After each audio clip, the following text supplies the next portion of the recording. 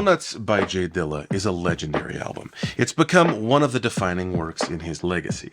Donuts was released on February 7th, 2006, and just 3 days later, on February 10th, James DeWitt Yancey, aka JD, aka J Dilla, tragically passed away. Much has been said about the meaning behind this album. It's an instrumental hip-hop album that sees a legendary producer grappling with death, with hidden messages all throughout. But the myth of this album hasn't been explored enough. How did this album come to be? How much of the story surrounding it is true? What are these hidden messages? And did Dilla really intend to leave all these little clues in his music? Today, we're talking about Dilla's final release during his lifetime, his supposed magnum opus, diving into the real story behind Donuts, the myth surrounding it, recreating several beats that showcase a variety of sampling styles, and attempting to find the meaning of it all. Let's talk about the first track, Donuts Outro. It might seem odd to start an album with an outro, but knowing J Dilla and what he could do with samples, flipping it to make something entirely new, it's actually quite fitting. The last song on the album is Welcome to the Show, which then starts the beat from this outro intro. So it's like the whole thing repeats. So, as I just mentioned, the story goes that J Dilla made the entirety of Donuts while at Cedars-Sinai Medical Center. He was being treated for TTP, a rare blood disease, and lupus. He used nothing other than a Boss SP303 sampler and a cheap turntable. Dilla was very ill near the end of his life, but he did not stop creating beats, diving through crates of records, and making music. He was dedicated to his craft all the way to the end. Now, there's a couple things to talk about with this story, but let's come back to that. First, I want to keep moving and talk about the next song, Working on It. This song samples The Worst Band in the World by 10cc. Here's the original song.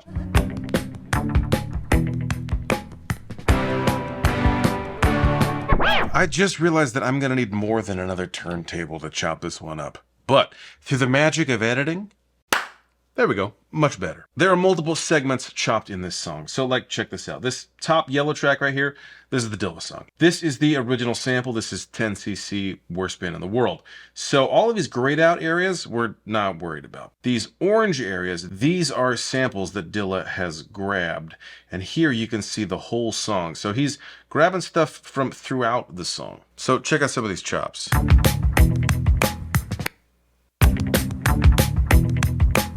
Cool.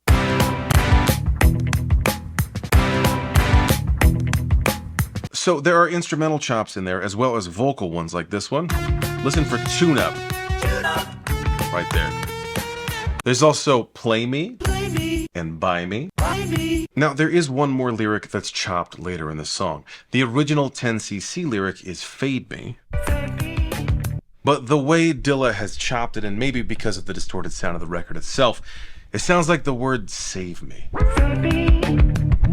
If this album is J Dilla grappling with his impending death, then this is heartbreaking. He's creating his last album, he's working on it, telling you to play the album, to buy the album, and then repeats 4 times from his deathbed, save me. This is crushing. This song, Working on It, was actually originally 2 songs that both sampled this 10cc song. They were combined to be one song on Donuts, not by Dilla, but by Jeff Jank from Stone's Throw Records, the label Donuts was released on. Let's get into this. It's been a while since I've talked about this book, but if you're a J Dilla fan or even just a music fan, you need a copy of Dilla Time by Dan Charnas. It's unbelievably good. But according to Dilla Time and the people interviewed in it, the story of Donuts begins a little differently. Dilla played a beat for Stone's Throw head Peanut Butter Wolf after record shopping. Dilla was in and out of the hospital during this time and had a little more strength on this shopping trip. This beat tape was unlike any other Dilla project he'd ever heard. He said he wanted to release it as is. The only problem was that the 27 tracks of this original Donuts CD were a little less than half an hour combined. So Jeff Jank from Stone's Throw suggested that Dilla lengthen the songs a bit, and when he asked him about it, Dilla suggested that they do that for him. So Jeff Jank became the uncredited editor of Donuts, using the stereo mix from the original beat CD, not multi-track sessions, to lengthen these songs and fill out the album. He wanted to leave it as untouched as possible, but with working on it, took the liberty of combining these two songs that shared a sample together. After playing the edit for Dilla, who was back in the hospital at this point, Dilla approved. One of the ways that Jeff Jank extended this song was by repeating the vocal phrases, including the clip of Fade Me that sounded like Save Me. Now, please don't misunderstand me. I love this album. I'm not here to be like the Mythbusters and be like, well, actually. I want to get to the truth of this album, and in this case, that requires examining the facts of it. There's a slight distinction between those two. We'll come back to that in a second, but let's talk about another song with a secret meaning. Waves. Questlove has spoken at length about how J Dilla changed his entire approach to drumming. He considered Dilla a musical god, and when he heard Donuts, he heard secret messages all throughout. As he said, my favorite one, of course, was Waves, which he morphed a 10cc sample from Johnny C. Don't Do It to John Do It, John Do It, which of course is his little brother, Illa J. The way he found to have messages in all the songs, even the nihilistic nature of him flipping I Don't Really Care on Airworks, nothing in there was an accident at all. And that even displayed his genius more, that he communicated via sample. So here's the original sample of Johnny Don't Do It by 10cc. Notice this is in 6/8, right? 1, 2, 3, 4, 5, 6. That's the sample right there. 4, 5, 6. 1, 2, 3, 4, 5, 6, right? But what Dilla has done is he's taken this, chopped it up, and made it into 4. 3, 4, 1, 2, 3, 4. This is not the first time, and it would not be the last on this album, that Dilla has taken something in 6 and turned it into 4. We're gonna look at another example in a little bit. Is this a hidden message for John Yancey, aka Illa J, encouraging him to follow in his brother's footsteps and produce music? The removal of the word don't is certainly intentional. Let's examine another chopped vocal line, this time on the song Stop. There are multiple vocal samples in this song, beginning with the song Why by Jadakiss. The original sample is this. Is that real? Is that real? But the way Dilla has flipped it, chopped it, sounds like Is Death Real? Death real. Not only that, there's another sample from You're Gonna Need Me by Dionne Warwick. These lyrics include You're gonna want me back, you're gonna need me, all of this scratched with Is Death Real over the top. This feels much less ambiguous. During the creation of this album, Dilla was in and out of the hospital a lot, and while he kept working like crazy, he was certainly grappling with his own mortality. He had even begun gifting records to specific people, saying he'd found a great sample and wanted them to use it. This song sounds like a man who knows his time is coming to a close. Speaking of time, let's look at the song Time, the Donut of the Heart. The primary sample here is All I Do Is Think of You by the Jackson 5. Dilla has taken this and pitched it down, but sped it up slightly.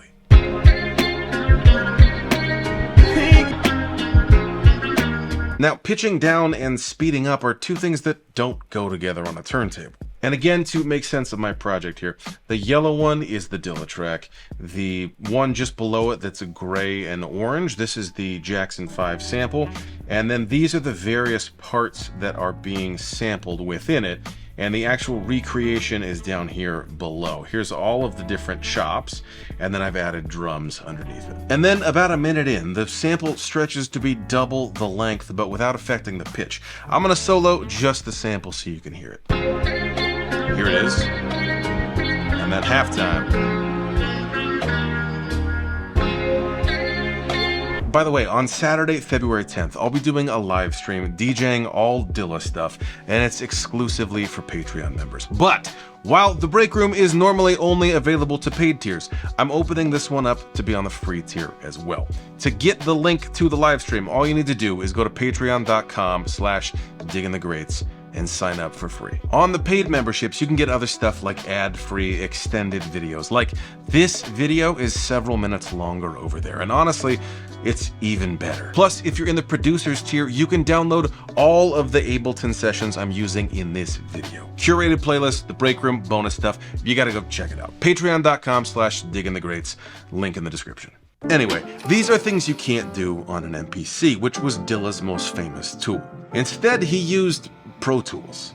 According to a footnote in Dilla Time, the recollections of the people who were closest to J Dilla and to this project, including Peanut Butter Wolf, J Rock, and Jeff Jank, collectively confirmed that the tracks on this initial iteration of Donuts were created on Pro Tools at home, not in the hospital on another machine. This pokes another hole in that romanticized narrative of Dilla making the entirety of the album in the hospital with a 303 and a turntable. Considering that he never stopped making beats, that was his passion day and night, it absolutely makes sense that he would still be making beats in the hospital. Just the bulk of this album, Donuts, seems to have been done at home. The truly exciting thing here, I think, is the idea of Dilla experimenting with technologies that he hadn't used before, like time stretching in Pro Tools. Can you imagine what he'd be able to do today with Ableton or stem separation software? On the song Two Can Win, there seems to be a disconnect between the title and the song itself. The sample here is Only One Can Win by the Silvers,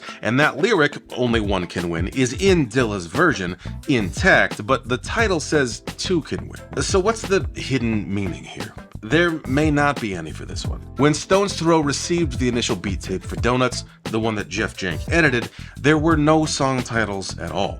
It was Jeff Jank who picked the titles for each of these songs, basing it either on a lyric in the song or some element of how the track felt. He showed the song titles to Dilla during a mixing session for another album he was working on, The Shining, and Dilla approved. But Dilla didn't actually name the tracks himself. So, wait a minute, this romanticized tale of the creation of Donuts is rapidly unraveling. Dilla didn't actually make most of this album while he was in the hospital. He was in and out a lot and made the most of it when he was at home, but that was on Pro Tools, not a 303. Plus, someone else edited and lengthened the songs, occasionally adding perceived meaning like Save Me, and someone else came up with the titles? Is this whole story made up? Is this all just a myth? Well, no and yes. No, it's not all made up, but yes, it is a myth. Let me explain what I mean by that. When I was a kid in school, I learned that there are two primary kinds of books, fiction and nonfiction. And it was explained that fiction books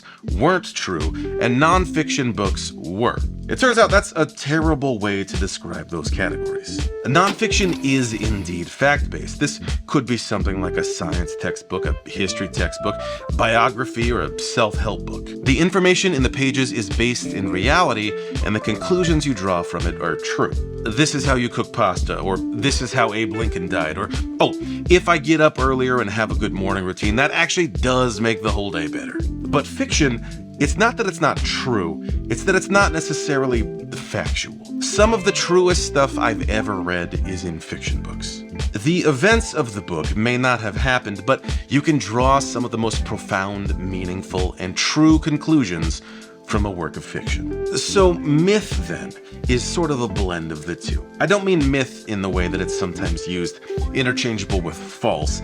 I mean myth in the literary sense. A good myth is a story that's more than true. It's a bridge between fiction and nonfiction. It's based on real events, but sewn together the way a good fiction story is. And you can draw some profound, meaningful, and true conclusions from it. It's maybe 80% factual, but more than 100% true. So, did J Dilla create the entirety of Donuts in his hospital bed? No. But he was in and out of the hospital frequently, and even though he was not well, he continued to produce non-stop. I mean, during this time, he took a trip to Brazil that was cut short because of his health. He toured Europe in a wheelchair. The man would not stop making music all the way to the very end. But this image of Dilla, ill in the hospital, still creating beats, does that represent how he lived during the last stretch of his life? Yes. We have made this story into a good myth. As for the hidden meaning in all of the songs, Jeff Jank picked the titles and extended the songs, and even picked the order of the songs. But Dilla did everything with intention, and was meticulous about how his music sounded and felt. So we've sort of romanticized this album as his final love letter, and in a lot of songs that checks out. In researching for this video, I came across someone online suggesting that because a guitar sample is played 32 times in a song, and Dilla was 32 when he died, this is yet another deep connection. But that's completely disregarding the fact that 32 is a standard musical number. I don't think that's any intentional deep meaning. But the song Don't Cry, I mean, that's harder to argue with. The song is a message to Dilla's mother, Maureen Yancey, aka Ma Dukes. There's a brief snippet of a lyric that's cut off and sort of sounds like Duke, followed by Don't Cry. Ma Dukes was not only Dilla's mother, she was basically his manager and his caretaker through all of his health problems at the end of his life. She would massage his feet to keep the swelling down and massage his hands so he could continue to work making beats. She cared for him all the way until the end. It's nearly impossible not to read this song as a farewell to his mother, and it's not just the message, it's the music too. It's some of Dilla's finest work. This song is crazy for multiple reasons. Let's take a look at it. So again, this top yellow track is Dilla's track. This grayed out with some colors here. This is the sample, I Can't Stand to See You Cry. And all of these colorful sections right here, these are the chops. Now, this right here, you see just this rainbow of colors. Those are all of the chops from all throughout the song that are assembled right here. I've got them all in order, and these are all eighth notes. And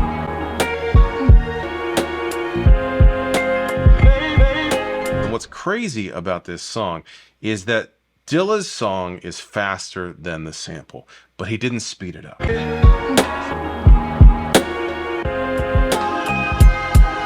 He's taking the original sample, but just making them much shorter.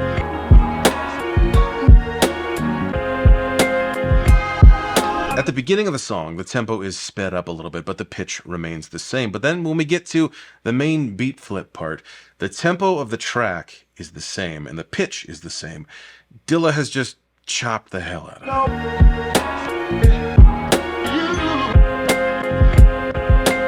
Like, look at this just rainbow of chops. It's absolutely crazy. And again, if you're in the producer's tier on Patreon, you can go download this exact file. Look at all of these chops.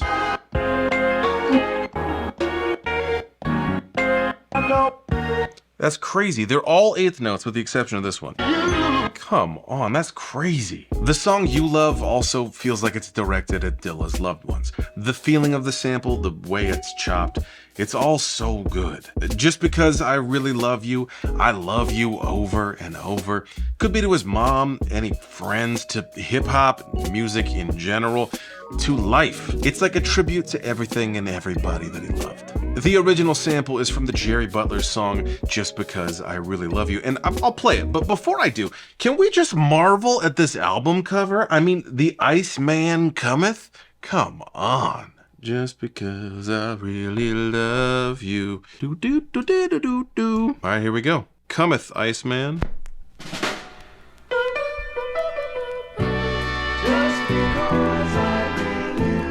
And here's Dilla's.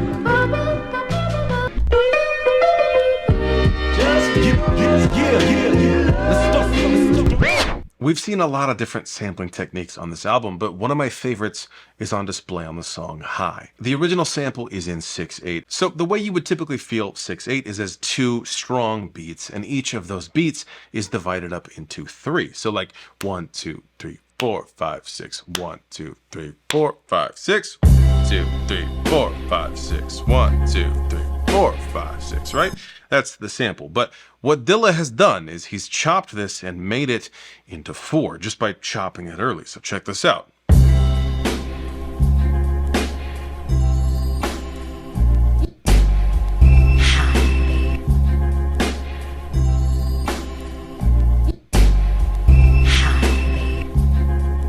But the beauty of it is, at any time, you can just let it go a little longer and go back to 6/8, and he does that on the track. So check this out. Here, we're in 6. Let's go to 4.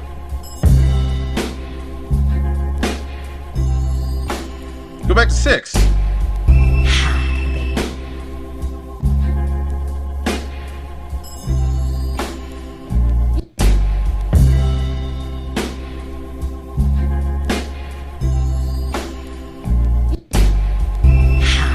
Crazy. I love this. The song High is followed by the song Bye, which obviously feels like a goodbye. We're at the tail end of the album, and in fact, these last few songs, including High, Bye, Last Donut of the Night, and Welcome to the Show, were added later after the initial editing of the original beat tape. So it certainly feels possible that Dilla was grappling with his own mortality by this point. But it was still Jeff Jank that named the tracks and placed them at the end of the album. We've already talked about the mythic story of how this album was made. It's 80% facts and 100% true. But what do we say about the hidden meaning in these tracks? Some seem like obvious messages to specific people, and others can feel like a stretch. We know the myth of Dilla's Donuts, but what's the meaning of it? This album was the final album released when he was alive, and he passed away 3 days later. Is this really his love letter to the people he cared about, to hip-hop, to music in general? Well, the thing about art is, it's sort of like a rainbow, but I'll explain that in a moment. Let's talk about the last song on the album, Welcome to the Show. Again, this was one of the last tracks added to the album, and while this album is full of emotional moments, this song feels like the perfect ending. The sample here is from the song When I Die by Motherlode from 1970. The lyric in Dilla's song is heard as the kind of man you thought I could be, but the full phrase from the sample is, when I die, I hope I'll be the kind of man you thought I could be. This one has 3 fairly simple chops. We got this. We got this one. And last but not least, we got this one. Let's throw some drums on that.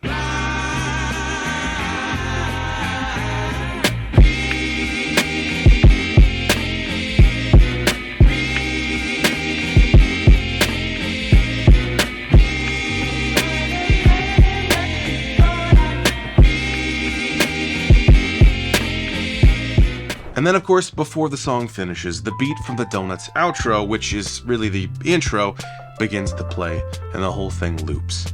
Like a donut, or like life, or like in a way that Jeff Jank just thought would be kind of cool. So what does all of this mean? The myth of J Dilla's Donuts is a powerful one, and one that's true to who he was, truer than the facts. But remember how I said art is like a rainbow? What are the elements necessary for a rainbow? Rain and sun, right? Light has to shine from the sun to the raindrop and bounce off of it. But there's a third necessary element. You. Specifically, your eyes. Depending on where you're standing, you may see a rainbow in one place or another. If your eyes and my eyes are in different places, we'll see the rainbow in slightly different places. And in order to see a rainbow in the first place, the sun has to be at your back and the rain in front of you, reflecting light back to your eyes. And the lower the sun is in the sky, the higher the rainbow's arc will be. All art is like a rainbow. Dilla's Donuts is like a rainbow. The artist is the sun, the rain their art, and we're in the middle of it all, seeing it or hearing it, each slightly differently, celebrating the beauty of it. Art, like a rainbow, is a participatory activity. It requires a viewer or listener, and because of that, everyone will see it slightly differently. So, is J Dilla's Donuts his magnum opus, a final love letter from a genius producer made on his deathbed, coated with all kinds of hidden meanings? Or is it just a really good beat tape that was edited, assembled, and with songs named by someone else entirely? Yes. A common misconception about J Dilla is that when he programmed his drums, he simply turned off the quantize function and relied purely on his feel. As Dilla Time explores, that's not totally the case, so I decided to bring in a human drummer, chop up his beat, and put the Dilla Time feel theory to the test. Oh, but that's in another video. To watch that, click here.